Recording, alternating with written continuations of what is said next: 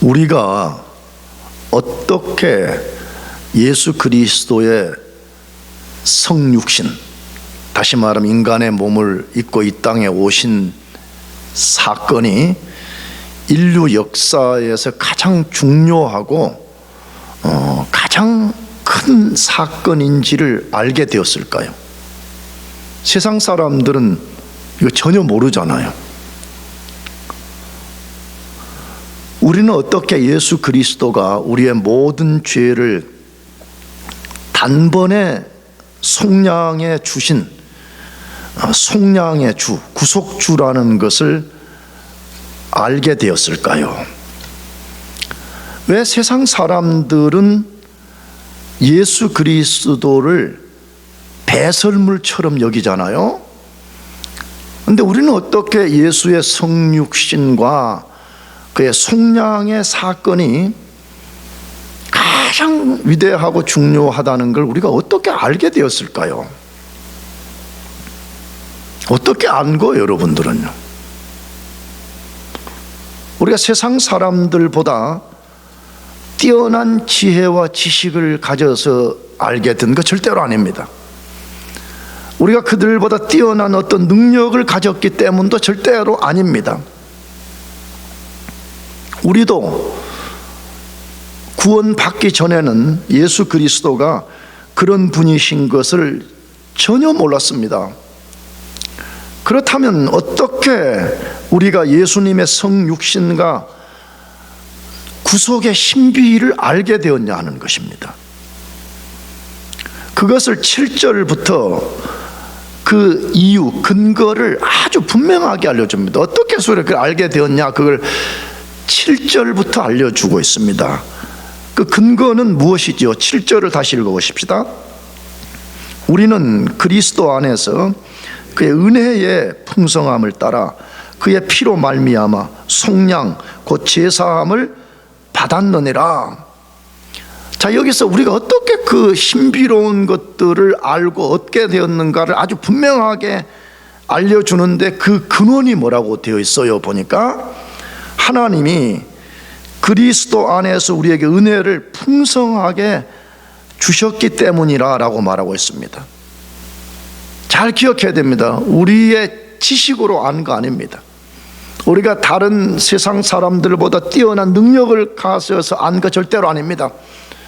하나님이 그의 풍성한 은혜를 우리에게 부어주셨기 때문에 알게 되었다라고 말하는 거예요. 그래서 하나님의 풍성한 은혜가 아니면 우리는 하나님과 하나님이 하시는 신비로운 비밀에 대해서 한 발자국도 접근해 알 수가 없습니다. 우리는요. 또한 하나님의 풍성한 은혜를 따라서 우리가 얻게 된 것이 또 하나 있다고 말했죠. 그 본문에 뭐라 그랬죠? 예수 그리스도를 우리의 속량, 구속자로 하나님이 세워줬다는 거예요.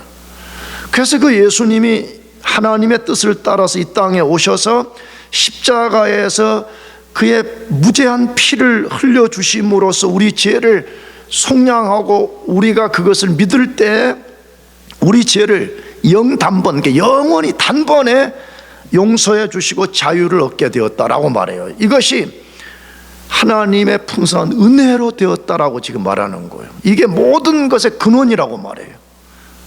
그런데 오늘 본문은 하나님의 풍성한 은혜는 그 두 가지 사실에서 멈춘다고 말하지 않아요. 그 풍성한 은혜가 또 다른 어떠한 위대한 일을 만들어 주셨다라고 말해. 그것이 오늘 본문에 근거하면 모든 지혜와 총명을 넘치게 부어주셨다고 말해. 우리에게 다시 첫 번째로는 뭐라 그랬어요? 모든 어떤 것을 우리가 얻게 된 것이 하나님의 풍성한 은혜 때문이다. 죄 사함을 얻게 된 것도 은혜 때문이다. 그리고 오늘 본문에 또 하나를 알려주는데 하나님의 풍성한 은혜로 말미암아서 우리가 하나님이 주시는 모든 지혜와 총명을 넘치게 받았다라고 말씀하고 있습니다. 자, 그러면 왜 하나님이 우리에게 지혜와 총명을 넘치게 부어주셨을까요? 우리가 그 이유를 알기 전에 지혜와 총명이 무엇인가를 알아야 됩니다. 우리는 그냥 세상에서도 어떤 사람이 좀 똑똑하고 뭘 잘하면 야, 그 사람 좀 지혜롭다, 굉장히 총기가 있다, 총명하다, 그런 말을 많이 쓰잖아요. 그래서 지혜와 총명은 이 세상에서도 굉장히 중요한 겁니다, 이것 자체가. 그런데 성경이 말하는 지혜와 총명이라는 것이 무엇이냐는 거예요. 신학자들은 뭐 구약과 신약을 배경으로 해서 다양하게 해석을 합니다. 이 지혜는 뭐고 총명은 뭐다라고 해석을 합니다. 그런데 그것들 다 틀리지 않다고 저는 생각을 해요. 근데 저는 지혜와 총명을 이렇게 이해하고 있습니다. 지혜는 모든 것을 하나님의 관점으로 바라보는 능력을 말합니다. 모든 것을 하나님의 관점으로 보는 거예요. 근거는 뭐냐 그러면 잠언과 전도서에서 그걸 알려줘요. 흔히 우리는 잠언, 전도서를 지혜서라고 말하는데 그 핵심은 뭐예요? 특별히 전도서 같은 경우는 우리가 조금 읽어봐서 알겠지만 헛되고 헛되니 모든 것이 헛되다, 이게 가장 많이 각인된 거잖아요. 그래서 인류 역사에 가장 위대했던 솔로몬 왕이 생애 말년에 자기 인생을 돌아보면서 모든 게 헛되다고 쓴 거 아니에요? 그렇잖아요. 그 사람 여러분 읽어봐요. 그 사람은 수많은 논문, 실제 논문을 쓴 거예요. 오늘 같으면요. 동식물 연구하고 쓴 거예요. 시와 노래와 음악들의 엄청난 걸 발표한 사람이에요. 그러니까 뭐 요즘 말로 하기에는 그런 멀티플 펑션을 하는 사람은 드물 거예요. 그렇잖아요. 우리는 보통 뭐 한 분야의 전문가일 수 있지만 모든 영역의 전문가가 되는 건 어렵잖아요. 이제 솔로몬이 헛되고 헛되니 모든 것이 헛되다라고 말하는 거예요. 근데 잘못하면 우리가 그러면 이 전도서는 인생을 염세적, 비관적으로 다루려고 이게 쓴 것인가라고 생각하기가 쉽다 이 말이에요. 근데 아니잖아요. 핵심은 뭐냐 그러면 지혜를 가지라는 거예요. 근데 그 지혜가 뭐냐 그러면 전도서에서 솔로몬이 말하는 핵심은 뭐냐 그러면 너희 하늘의 관점을 갖고 모든 인생과 모든 것을 바라보지 아니하면 헛되다는 거예요. 자기가 그랬다는 거예요. 자기가 하나님의 관점, 하늘의 관점을 갖고 나라를 경영하지 않고 자기 인생을 경영하지 않을 때는 돌아보니까 헛된 것밖에 없다는 거예요. 그래서 우리에게 그렇게 되지 않으려면 너희가 지혜를 가져야 되는데 그 지혜는 하늘의 관점, 하나님의 관점으로 모든 것을 볼 수 있어야 된다는 거예요. 그래서 지혜가 뭐요? 그러면 나는 하나님의 관점으로 우리 인생과 모든 것을 통찰하는 거예요. 자, 그럼 총명은 뭐냐? 모든 것의 본질을 꿰뚫어 보는 능력을 말해요. 굉장히 중요한 거죠. 공부도 어떤 사람이 공부 잘해요? 그 자기가 공부하는 분야의 어떤 핵심이 있잖아요. 그 본질을 딱 꿰뚫어 보는 사람이 잘하는 것처럼 총명이 그런 거예요. 근데 총명은 특별히 영적인 것의 본질을 꿰뚫어 보는 능력을 말합니다. 굉장히 중요한 이야기예요. 왜냐?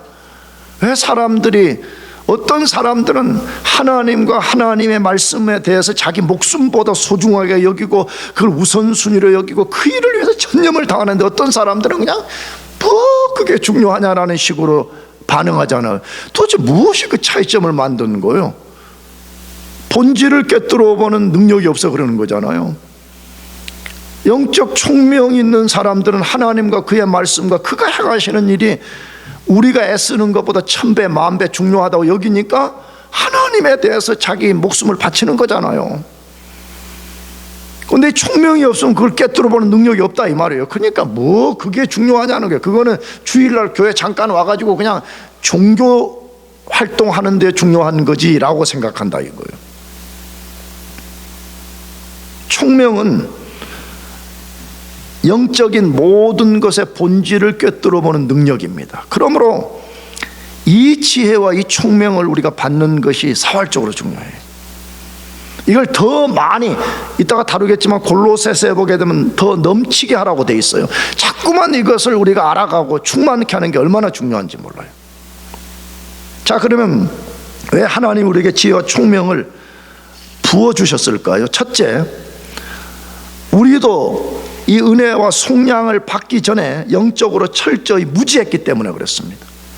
이걸 다른 말로 하게 되면 우리가 은혜와 총명을 받지 않았다면 우리도 세상 사람들처럼 하나님과 그분이 하시는 일을 절대로 알 수가 없었기 때문에 하나님이 이걸 먼저 우리에게 부어주시는 거예요. 그 내용을 오늘 본문 1장 8절에서 9절로 다루는데, 다시 봅시다. 이는 그가, 여기 그가는 하나님이에요. 그가 모든 지혜와 총명을 우리에게 넘치게 하사 그 뜻의 비밀을 우리에게 뭐 하신 것이요? 알리신 것이요. 여기까지 읽어봅시다. 아주 분명하죠. 왜 하나님이 우리에게 모든 지혜와 총명을 넘치게 부어주셨냐 할 때 그 뜻의 비밀을 우리에게 알리신 것이요 라고 말합니다. 이걸 우리가 풀어서 말하면 무슨 뜻이에요? 하나님이 창세전에 그리스도인 될 우리 자신을 포함하여 만물에 대한 궁극적 목적을 세우고 그것을 성취해 가시고 언젠가 그것을 완성시킬 거라는 거예요. 근데 그것이 무엇인가를 우리들에게 알려줬다는 거예요. 알게 만들기 위해서 지혜와 뭘 부어줬다고요? 총명을 우리들에게 부어주셨다라고 말씀하고 있습니다. 이 논리 속에 무엇이 전제되어 있습니까? 여러분과 저가 만일에 하나님의 풍성한 은혜를 받지 않는다면 하나님과 하나님이 하시는 일을 전혀 우리가 알 수가 없다는 거예요. 사실이에요. 여러분, 복음의 어떤 지식을 많이 가졌던 적게 가졌던 여러분이 조금 알게 된 것이 진짜 있다면요, 그건 여러분 스스로에서 나온 게 아니에요. 그것은요, 하나님이 우리 불쌍히 여겨서 그의 지혜와 총명을 우리들에게 넘치게 부어주셔서 우리가 그 세계를 알게 된 거예요.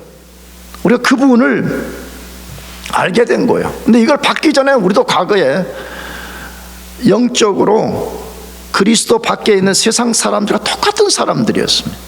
난 여러분들 잘 모르겠어요. 여러분은 언제부터 예수를 믿고 이 지식을 가졌는지 모르겠어요. 근데 저는 개인적으로 23살에 예수를 믿고 본어게인 됐는데 저는 비포와 애프터가 완전히 분명한 사람이었거든. 저는 나는 너무 그게 극명해요. 나는 23살 전까지는 하나님과 하나님이 하시는 일에 대해서 전혀 몰랐습니다. 전혀 진짜 미안해요. 멍청이 그 자체예요. 멍텅구리 그 자체였어요. 근데 하나님이 어느 날 내 인생 가운데 은혜와 자비를 베풀어 주셔서 내가 예수의 피로 구속을 받고 내 영혼이 중생되는 때에 나는 몰랐지만 하나님이 지혜와 총명을 부어주셔서 하나님은 살아계시는 분이구나. 하나님이 만물의 창조주의 하나님이 만물의 모든 것을 주관하고 궁극적으로 자기 뜻을 성취하는 분이라는 것을 알았습니다. 우리도 과거에는 비그리스도인들과 똑같은 상태에 있었습니다. 그 똑같은 상태는 무엇일까요?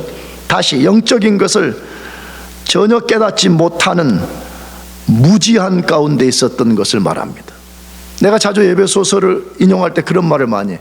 이 옛날 개역 개정은 무지라고 번역을 했어요. 근데 사실 그런 무식이라는 말과 똑같은 말이에요. 내가 조금 간접적으로 좀 부드럽게 번역한 것으로 이해돼요.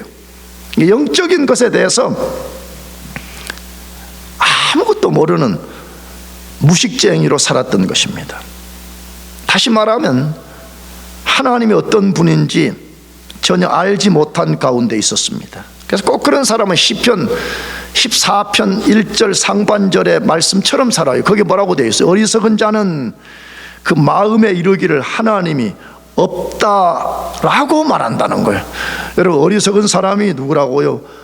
무식한 사람이 누구라고요? 멍텅구리 같은 인생이 누구라고요? 그 마음에 이르기를 하나님이 뭐래요? 없다라고 말하는, 하나님이 어딨냐는 거예요.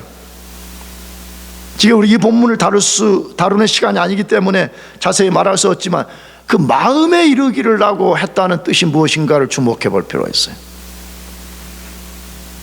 인간의 가장 중요한 요소인 인간의 헤드쿼터가 되는 마음에서부터 하나님을 부정한다는 거예요.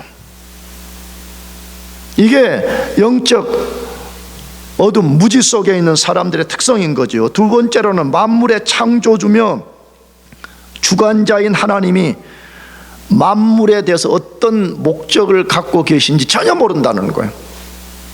베드로 전서 말씀드리게 되면 원시치 못해, 그러니까 하나님의 거대한 프로젝트를 전혀 모른 채 눈앞에 있는 거, 땅에서 내가 맨날 땅에서 내가 뭐 할 건가 맨날 그거밖에 보지 못한다는 거예요. 하나님이 만물을 창조하고 이 창조된 만물의 궁극적 목적을 무엇에 두었는지를 전혀 알지 못하는 가운데 살고 있는 거죠. 세 번째로는 우리의 존재 전체가 철저하게 부패한 상태에서 부패한 일을 쫓는 것을 말합니다. 필연적으로 그렇게 되어 있습니다. 하나님과 하나님이 하시는 일을 모르는 사람은 누구든지 부패한 상태에서 발생하는 부패한 일들을 쫓아 살 수밖에 없습니다. 이것을 가장 잘 알려주는 말씀이 에베소서 4장 17절에서 19절 말씀인데 매우 중요한 말씀이에요. 집중해서 한번 읽어봅시다. 그러므로 내가 이것을 말하며 주 안에서 증언하노니 이제부터 너희는 이방인이 그 마음에 허망한 것으로 행함같이 행하지 말라. 그들의 총명이 어두워지고 그들 가운데는 무지함과 그들의 마음이 굳어짐으로 말미암아 하나님의 생명에서 떠나 있도다. 그들이 감각 없는 자가 되어 자신을 방탕에 방임하여 모든 더러운 것을 욕심으로 행하되. 이것은 바울이 이방인들, 다시 말하면 비그리스도인과 이방인으로 있다가 그리스도인이 된 에베소 교회 성도들을 대조하면서 지금 하는 말인 거잖아요. 그렇잖아요.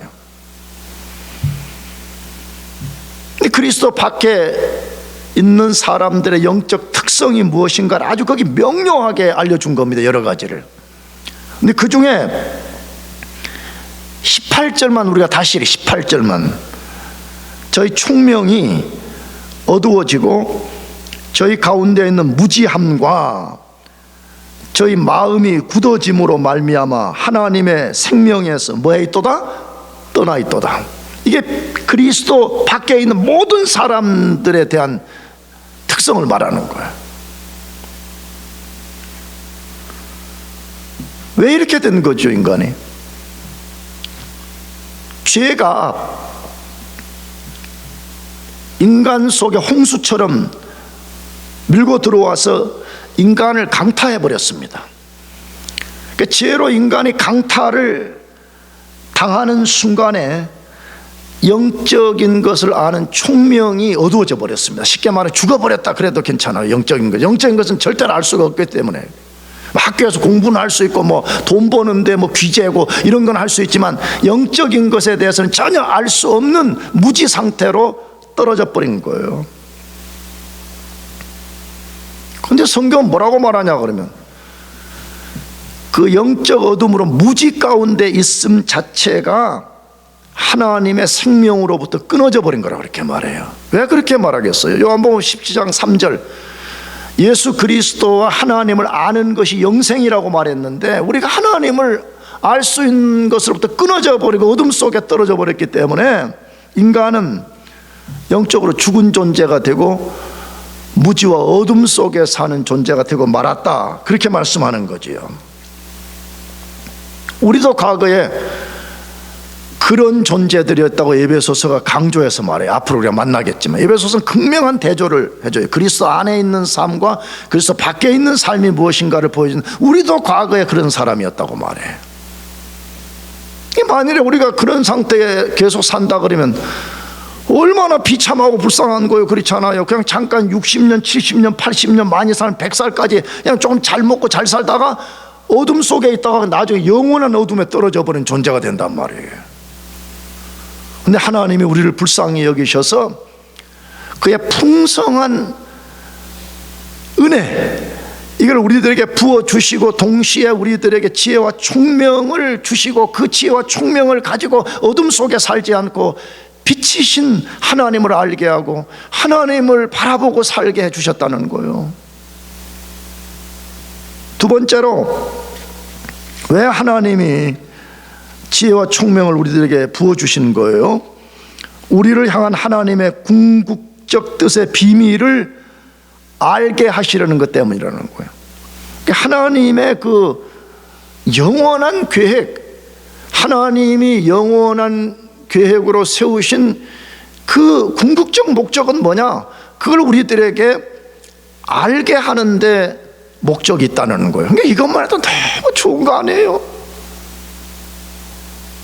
인생이 아까도 말했지만 땅에서 그냥 조금 몇십 년 동안 잘 먹고 잘 사는데 나중에 죽음에 직면했을 때 그 너머에 영원한 어떤 것이 있다는 걸 전혀 모른다. 여러분, 그런 인생처럼 비참한 인생이 어디에 있어요? 근데 하나님이 자신이 영원 속에서 세우신 계획과 그 계획의 궁극적 목적이 무엇인가, 이걸 우리도 알게 하려고 우리들에게 그걸 주셨다는 거예요. 그 내용을 에베소서 1장 9절에서 말씀을 다시 읽어봅시다. 그 뜻의 비밀을 우리에게 알리신 것이요 그의 기뻐하심을 따라 그리스도 안에서 때가 찬 경륜을 위하여 예정하신 것이니. 한마디로 말하면, 다시 바꿔 말하면 뭐래? 하나님이 영원 속에서 어떤 것을 예정했다는 거예요. 근데 예정의 내용을 보면 우리만 예정한 게 아니에요. 우리 구원만을 예정한 것이 아니라 죄로 타락할 이 만물에 대한 어떤 것을 하나님이 예정했는데 그걸 우리들에게 알려주시기 위해서 지혜와 총명을 주셨다는 거예요. 그런데 그 하나님의 뜻의 비밀이라 그렇게 말했는데 이 말은 동의어예요. 사실은 비밀, 예정, 하나님의 궁극적 목적 다 같은 이야기를 다르게 지금 쓰고 있는 거예요.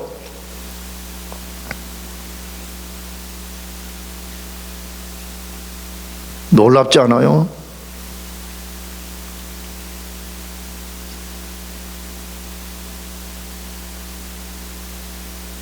자꾸 우리가 뭐가 좀 똑똑해가지고 잘나가지고 우리가 그것을 얻었다라고 자꾸 생각한단 말이에요. 그런데 성경 아니라고 말해요. 우리는 우리 스스로 그 지혜와 총명을 가질 수도 없었고요, 더 나아가서 그 지혜와 총명은 세상이 주는 것도 아니고 하나님의 초자연적 역사에 의해서 주어진 것이라 그렇게 말해요. 초자연적 역사에 의해서.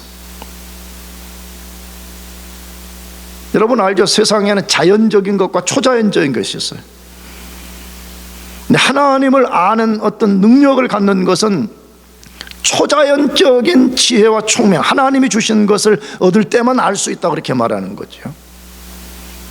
그 사실을 가장 잘 알려주는 말씀이 고린도전서 2장 6절에서 10절 말씀인데 좀 긴데 읽어봅시다. 매우 중요한 말씀이에요. 같이 읽어봅시다. 그러나 우리가 온전한 자들 중에서는 지혜를 말하노니 이는 이 세상의 지혜가 아니요 또 이 세상에 없어질 통치자들의 지혜도 아니요 오직 은밀한 가운데 있는 하나님의 지혜를 말하는 것으로서 곧 감추어졌던 것인데 하나님이 우리의 영광을 위하여 만세전에 미리 정하신 것이라. 이 지혜는 이 세대의 통치자들이 한 사람도 알지 못하였나니 만일 알았더라면 영광의 주를 십자가에 못 박지 아니하였으리라. 기록된 바 하나님이 자기를 사랑하는 자들을 위하여 예비하신 모든 것은 눈으로 보지 못하고 귀로 듣지도 못하고 사람의 마음으로 생각지도 못하였다 함과 같으니라. 오직 하나님이 성령으로 이것을 우리에게 보이셨으니 성령은 모든 것 곧 하나님의 깊은 것까지도 통달하시느니라. 아멘. 하나님 바울 사도를 통해서 놀라운 이야기를 우리에게 해준 거죠. 그렇잖아요. 바울이 여기서 말하는 지혜는 정확하게는 예수 그리스도를 가리키는 것입니다. 예수 그리스도는 하나님이 인간을 구원하기 위한 지혜라는 거예요. 근데 만약에 세상 사람들이 예수 그리스도가 그런 분인 것을 알았다면 십자가에 못 박아 죽이지 않았을 것이다, 지금 그렇게 말하는 거죠. 그런데 이 지혜가 넓은 의미로는 지금 에베소서에서 말하는 지혜와 총명을 말하는 것입니다. 왜 이것을 하나님이 성령을 통해서 우리에게 주셨다고 말하고 있습니까?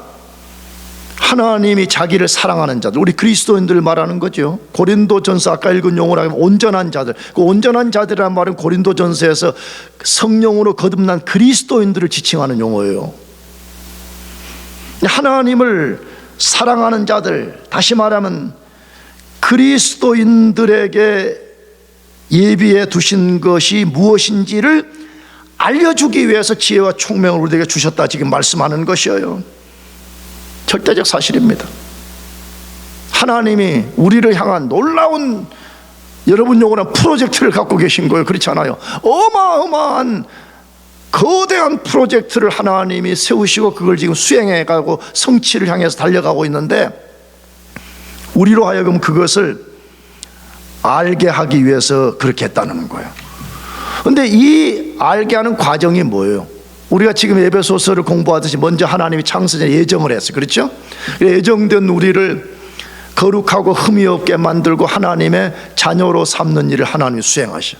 근데 그 일을 하는 가장 중요한 핵심이 뭐냐 그러면, 우리가 예수를 믿을 때 성령이 우리 속에 임하셔서 우리 죽은 영을 탁 살려내, 중생시키는 그 순간에 이 지혜와 총명을 우리들에게 부어주시는 거예요. 그래서 우리가 진짜 거듭나게 되면 하나님을 알게 되고 하나님이 하시는 일을 우리가 깨닫기 시작해요. 사람들이 바뀌는 거예요. 맨날 땅의 것이 전부인 것으로 알다가 하나님의 거대한 프로젝트와 하나님의 그 거대한 프로젝트의 궁극적 목적이 무엇인지를 딱 알게 되니까 사람들이 이제 바뀌기 시작하는 거예요. 그걸 쫓아가기 시작한다, 그 말이에요.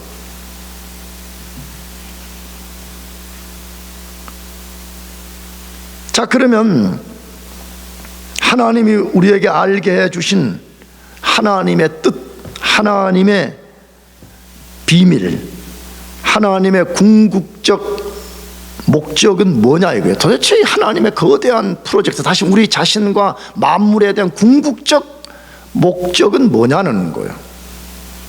그것이 에베소서 1장 9절에서 10절 말씀인데 읽어보겠습니다. 그의 기뻐하심을 따라 그리스도 안에서 때가 찬 경륜을 위하여 예정하신 것이니 하늘에 있는 것이나 땅에 있는 것이 다 그리스도 안에서 통일되게 하려 하심이라. 매우 중요한 이야기인 거죠, 사실은. 우리 자신과 만물의 궁극적 목적이 어디에 있는지를 알려주는 매우 중요한 말씀인 거죠. 나는 여러분들이 무슨 생각에 가장 많이 사로잡힐까 정확하게는 뭐죠, 대충은 압니다. 특히 공부하는 학생들은 목표 자체가 빨리 학위를 받고 안정된 직장을 얻는 것이 유일한 목적인 것처럼 사는 건 나도 경험했거든요, 과거에. 충분히 이해됩니다. 그러자 하나님은 훨씬 중요한 이야기를 우리에게 알려주신 거죠. 뭐래요? 하나님이 만물에 대한 어떤 계획을 세우고 그 계획의 궁극적 목적이 무엇인가, 이걸 우리들에게 알려줬다는 거예요. 그러니까 여러분 생각해보세요. 이걸 진짜 우리가 알면 얼마나 흥분되는 이야기예요. 그렇잖아요. 먼저 우리가 학위를 받고 졸업하고 좋은 직장을 얻는 것도 중요하지만 그것과 비교할 수 없는 1000배, 10,000배 궁극적으로 중요한 이야기를 우리가 알게 됐다는 사실이 얼마나 놀라운 거예요. 그렇잖아요.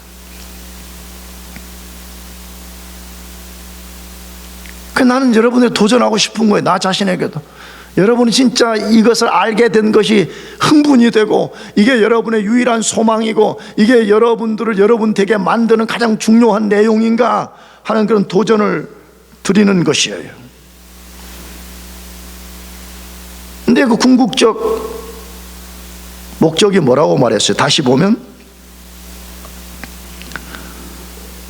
하늘에 있는 것이나 땅에 있는 것이 다 그리스도 안에서 뭐 되게 하려는 것이다? 통일되게 하려는 것이라.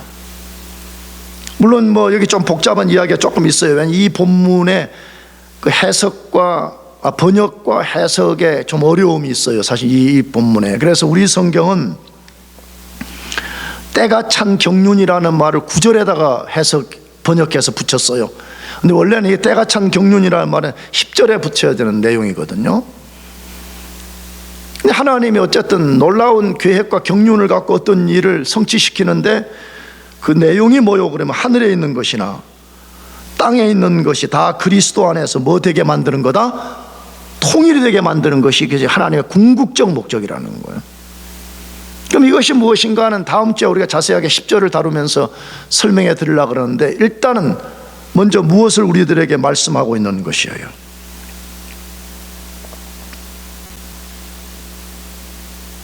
통일이라는 말, 엄밀하게 헬라 원래 단어는 그냥 통일이 아니에요. 재통일, 앞에 다시 재자라는 말이 분명하게 붙어 있어요. 다시 통일을 시킨다, 재통일을 시킨다는 말은 뭐예요? 원래 만물이 하나였다는 거예요.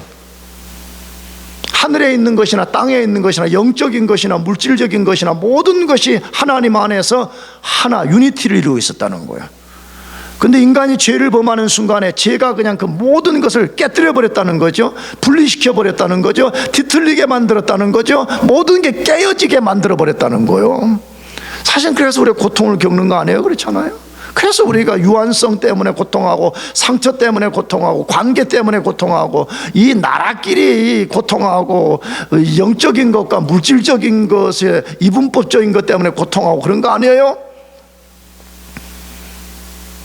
근데 하나님이 예수 그리스도의 구속, 속량, 대속을 통해 가지고 언젠가 이 깨어지고 나누어지고 뒤틀려진 이것을 완전하게 재통일시키는 날이 올 것이라는 거예요. 놀랍지 않아요? 사실은 우리는 이 세상에 살면서 모르는 게 태반입니다. 그렇잖아요?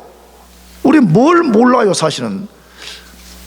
우리 되게 안다니 박사처럼 모든 걸 다 아는 것처럼 모르는 게 태반이라 이거예요. 여러분, 먼저 우리 자신이 언젠가는 죽는 거는 알죠, 규영이. 근데 문제는 나도 그래. 나도 지금 죽음을 가장 많이 생각하는 것 같아. 나는 하루 중에 어떤 죽음의 문을 통해서 하나님께 갈 것인가를 나는 가장 많이 생각하는 것 같아. 내 나이가 그래서 그런지. 근데 내가 어떻게 죽을지 나도 모르겠어요. 내가 병이 들어서 앞으로 죽을 건지, 아니면 사고사로 죽을 건지, 아니면 자다 그냥 평안하게 죽을 건지 전혀 하나님이 나에게 말씀해 주지 않아요. 그렇죠? 세상이 너무 불안합니다. 3차 대전이 일어날 건지 안 일어날 건지 우리는 알아요, 몰라요? 모릅니다. 뭐 세상 사람들이 그렇게 말하대. 지금 인류가 만든 핵폭탄은 인류를 42번, 42번 멸망시킬 수 있다. 논리적으로 말이 안 돼. 한 번 망하면 끝난 거지만 그렇게 많은 핵폭탄을 지금 갖고 있다는 거예요. 그래서 이 인류가 핵폭탄에 의해서 파탄이 날 건지 안 날 건지 우리 그거 잘 모릅니다. 또 최근에 뭐 AI니 뭐 휴머노이드 로봇이니 해가지고 막 우리를 또 불안하게 만들잖아요. AI와 휴머노이드 로봇이 우리를 지배해서 우리가 지배를 당할 건지 안 당할 건지 우리는 그것도 모릅니다. 우리가 사는 미국이 망할 건지 안 망할 건지 우리는 전혀 모릅니다. 그러나 우리가 아는 한 가지 분명한 사실이 있습니다. 무엇에 근거해서? 이 계시된 성경의 말씀을 통해서 아는 사실이 분명하게 하나 있는데, 언젠가 하나님이 정한 경륜의 때가 꽉 차면, 그러니까 그 때가 끝이 나면 이 불완전한 만물, 영적인 세계와 이 물질 세계의 모든 것을 종식시키고 그것들이 완전하게 되는 날을 우리들에게 주실 것이라는 거예요. 그래서 하나님이 1세기 에베소서를 받는 독자들에게 먼저 그거 알려준 거예요. 왜냐하면 예수 믿고 얼마나 불안하고 핍박을 받고 혼란스러워요. 그러나 너희들에게는 이런 세계가 아닌 완전한 세계가 주어지는 날이 올 것이니까 그걸 소망으로 삼고 살아라. 그래서 알려준 거잖아요. 우리도 똑같은 거 아니에요? 왜 하나님이 이 에베소서 내용을 자세하게 이렇게 써서 우리들에게 매 주일마다 알려주는 거예요? 너희가 그 지혜와 총명을 받았으니까 이제 너희들이 해야 될 일이 있다고 말하는 거죠. 여러분, 우리가 해야 될 일은 무엇이겠어요? 제일 첫 번째로는 찬양하는 겁니다. 뭐 하는 거라고요? 찬양. 다시 말하면 하나님께 감사하고 그분이 나 같은 인생에게 지혜와 총명을 부어주셨다는 이 사실에 감사해서 그분을 예배하고 그분을 섬기고 그분을 노래하고 그분을 높이고 내 영광이 아니고 그분의 영광을 위해서 사는 것. 두 번째, 우리 보고 뭐 하라 그래요? 그 이야기를 골로새서 1장 9절에서 말씀하는데, 골로새서 1장 9절 한번 읽어봅시다. 이 골로새서는 여러분 알아야 돼요. 에베소서와 골로새서는 쌍둥이 서신이라 그렇게 불러요. 거의 내용이 흡사해요. 내용이 물론 그 핵심은 다른데, 근데 바울이 지금 에베소서에서 말하는 지혜와 총명을 지금 골로새서 1장 9절 전후에서 말하고 있거든요. 1장 9절을 뭐 하라 그래요? 이로써 우리도 듣던 날부터 너희를 위하여 기도하기를 그치지 아니하고 구하노니 너희로 하여금 모든 신령한 지혜와 총명에 하나님의 뜻을 아는 것으로 뭐하게 하시고 채우게 하시고, 지금 바울이 골로새 교회를 중보기도하는 내용 중에 이 말을 담은 거잖아요. 그런데 뭐라고 중보기도를 했다는 거예요? 너희들이 이미 신령한 은혜와 신령한 지혜와 총명을 너희들이 받아서 하나님을 알게 되었는데 그것을 멈추면 안 된다는 거예요. 뭐라고요? 그 신령한 지혜와 총명의 하나님의 뜻을 아는 것으로 뭐하게 하라고요? 계속 채우라는 거예요. 이걸 헬라어 단어를 우리말로 바꾸면 충만케 하라는 거예요. 우리가 흔히 왜 성령 충만 받는다 그렇게 말할 때 계속 우리가 충만케 해서 하나님의 비밀의 뜻, 하나님의 궁극적 목적, 하나님이 우리를 데려가려고 하는 궁극적인 것이 무엇인가, 이걸 자꾸 아는 지식을 자꾸 길러가라 그렇게 말하는 거죠. 그렇게 합시다. 아멘. 아멘. 그거 말고 무슨 소망이 있어요? 솔직히 나는 염세적이고 타계적이고 여러분들 비관적으로 말하게 하려는 게 아니에요. 여러분, 사실은 뭐가 소망이에요? 아니, 하나님이 자꾸만 땅에 여기겠거는 너희들의 궁극적 소망이 아니니까 너희들의 눈을 열어서 저 위에 것, 영원한 것을 소망으로 삼으라고 하나님이 자꾸 말씀하는데 우리는 반대로 하면 되겠냐 말이에요. 그 위에 것에 대한 소망을 품으라고 지혜와 총명을 부어주신 것과 똑같은데, 그러니까 우리가 자꾸만 여러분이 공부하는 것보다 내가 보기에는 거기에 더 많은 신경을 써야 돼. 우리가 하나님이 완성할 이 통일의 나라를 다 이해할 수는 없지만 어떤 과정을 통해 가지고 어떤 메커니즘 속에 그 통일된 나라를 만드시고 그걸 우리에게 주실 것인가, 자꾸 우리가 지혜와 총명으로 더 채워가면서 그걸 이해해야 된다 그 말이에요. 우리가요. 세 번째, 골로새서 3장 1절 3절을 마지막으로 읽어봅시다. 그러므로 너희가 그리스도와 함께 다시 살리심을 받았으면 위의 것을 찾으라. 거기는 그리스도께서 하나님 우편에 앉아 계시느니라. 위의 것을 생각하고 땅의 것을 생각하지 말라. 이는 너희가 죽었고 너희 생명이 그리스도와 함께 하나님 안에 감추어졌습니다. 그러니까 우리 보면 뭐 하라 그래? 자꾸 여기 자꾸 땅의 것 자꾸 그렇게 하지 말고 위의 것을 찾고 위의 것을 자꾸 생각하라 그렇게 말하죠. 여러분, 이것이 지금 우리가 다루는 에베소서 용어로 하게 되면 하나님이 언젠가 가져오실 통일된 나라 그 말이에요. 재통일시킬, 구속을 통해서 완전하게 재통일시킬 그 나라에 소망을 두고 그 나라를 생각하고 그 나라를 찾으면서 살아라 그렇게 말해. 우리는 한 해를 보내고 또 새해를 맞이하면서 막연한 기대를 합니다. 나 그리스도인들은 그런 삶이 아닌 거예요. 그리스도인은 뭐 새해가 되면 미신적으로 지난해보다 뭐 좋은 해가 올 것이다. 그건 미신인 거예요. 그거는요. 그래서 나는 송구영신 예배를 별로 안 좋아해. 나는 가가지고 무슨 성경 뽑기 하는 교회, 나 진짜 무슨 성경을 뽑기 하는 교회가 있냐? 여러분, 우리는 새해가 올 건지 안 올 건지 우리는 모르지만 오늘이든 내일이든 뭐 새해든 상관없이 우리는 성경대로 하면 돼. 그렇지? 뭐 하라고? 너에게 지혜의 총명 왜 줬냐는 거예요. 하나님의 거대한 프로젝트가 무엇인가를 정확하게 이해하고 그 프로젝트의 궁극적 목적지가 무엇인지를 깊이 이해하고 거기에 소망을 두어라. 그것을 생각해라.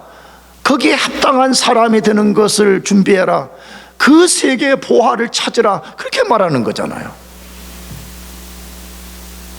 하나님이 우리에게 이 신령한 지혜와 총명을 왜 주셨는지를 여러분이 잘 깨닫고 마음에 잘 새기고 그것을 헛되게 사용하지 말고 그것을 통해서 하나님을 더 알아가고 하나님이 재통일시킬 그 세계만을 바라보고 살기를 축복합니다. 기도하겠습니다.